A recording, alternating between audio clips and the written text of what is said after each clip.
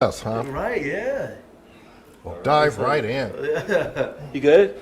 All right. So Curtis, say spell your name for me. Tell me what you do with Blacklight. It's Curtis Smith, Curtis, capital S, Smith. And basically, I was another one of the writing students here at Blacklight, and it just gave us a chance to put some glory on a historic period and a historic area of the city. And so Blacklight gave us a chance. And I think one of the things that kind of amazed me is that even though you had 5 different people telling stories basically set in the same city and basically set in the same time period, everybody's story was different. So it's not like you heard a story and said, that's my idea, so everyone came with something, their own experiences, and it was a little bit different. And I think it gave us a much more well-rounded period to, flesh things out.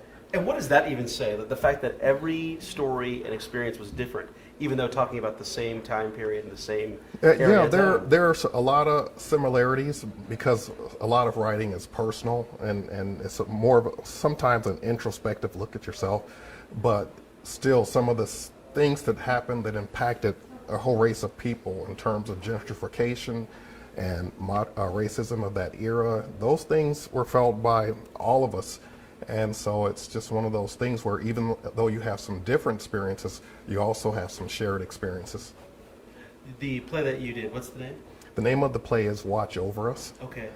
And what do you explore in that? And basically, it's a debate that a mother is having with her son at the father's graveyard. The father was a former police officer. He was killed in the line of duty. But they feel like it was under mysterious circumstances. He wants to be a singer. There's a lot of businesses out there on Indiana Avenue, but he's not satisfied just working at restaurants or taking out trash or shining shoes. He has the ambitions to be a singer. The Walker Theater is a place that's going to have a contest that could give him a chance to finally get discovered after years of practicing just singing to people on the streets and flirting with the girls.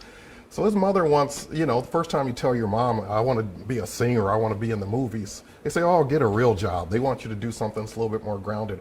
Her hopes and dreams for him are a little bit more simplified in the sense that she wants him to be a good man. She wants him to grow up and learn the value of work and take care of a family.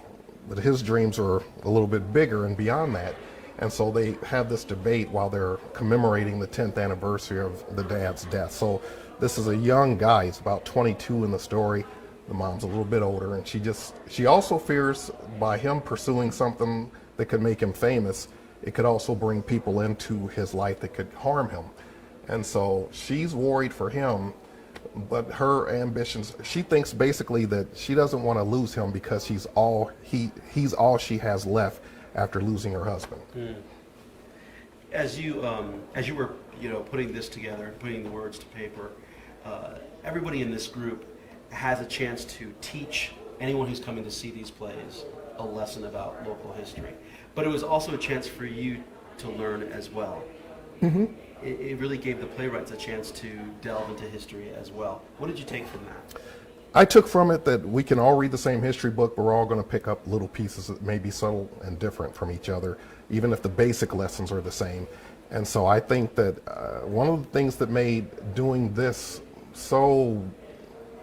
such a great experience is basically you're listening to people who are giving you their ideas, and we're all in a very supportive environment, and so you could get feedback. It wasn't just criticism, it was constructive criticism. As a writer, you're in your own little head, so you're only looking at it the way you see it. But when you hear someone else's perspective, you say, that sounds good. I think I could use that. And you're not going to get called out for plagiarism just because somebody gave you an idea.